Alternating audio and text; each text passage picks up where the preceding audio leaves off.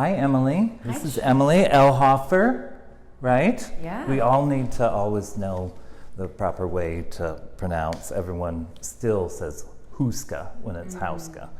But anywho, ska. Ska.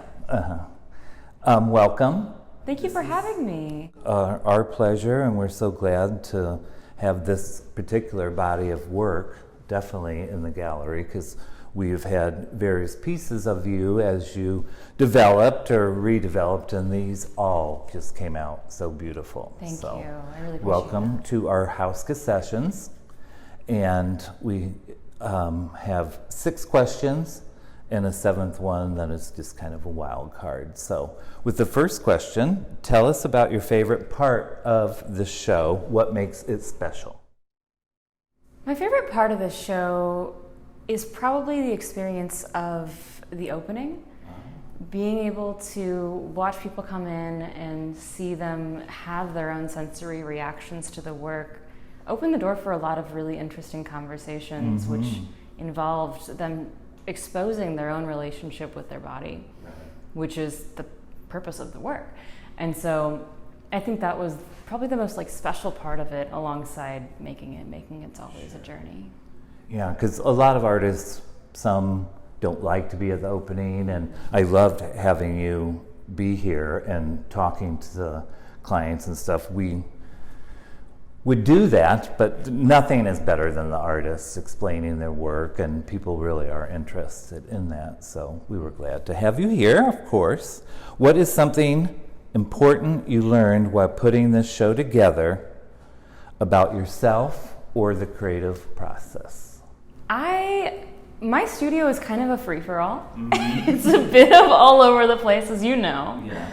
And so for me, it was very helpful to give myself these constraints, which were around color, around form and material. And it helped me to create rules, which I could break at times. Sure. But creating those rules almost made me feel a little bit more creative, a little bit more like I could do something that I was uncomfortable with. So that's probably, that was a really great learning experience. Okay, I get it. Yeah. Number 3. What does a great studio day look like to you?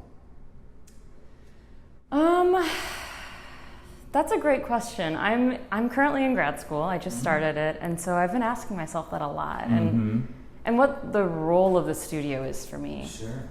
And so I think a good studio day for me involves putting my phone away.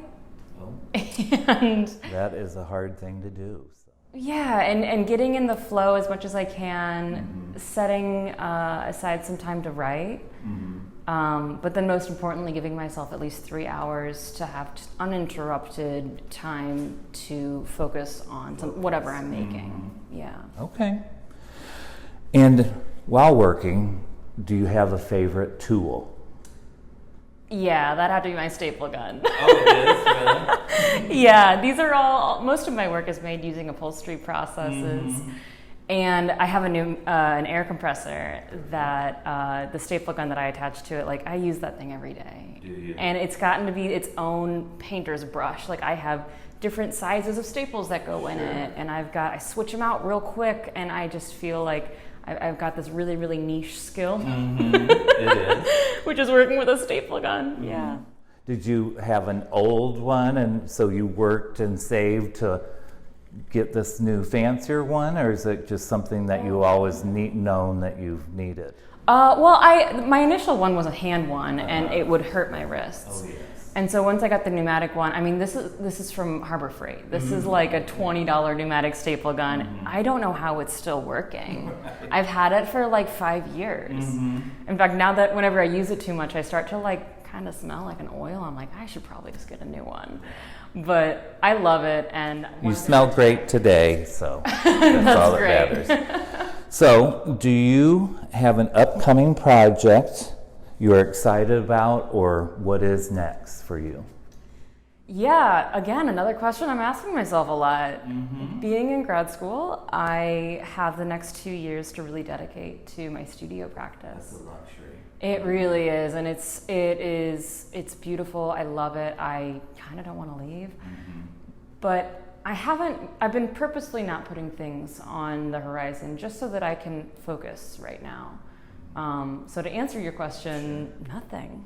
Nothing? Yeah, and that's on purpose. Good. Yeah. Even better that it's on purpose. Yeah, yeah. Right? Okay. If you could show your work alongside any artist throughout time, who would it be? It's a toss-up between Louise Bourgeois and Eva Hesse.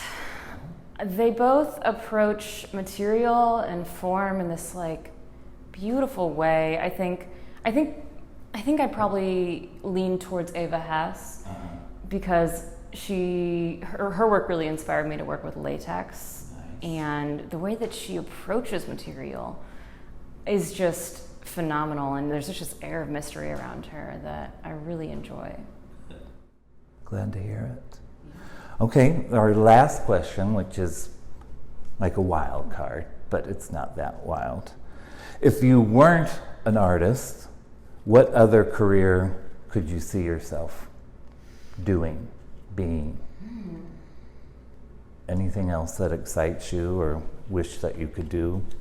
Yeah, I think that given my insatiable curiosity towards the body, I might have gone into medicine. Wow.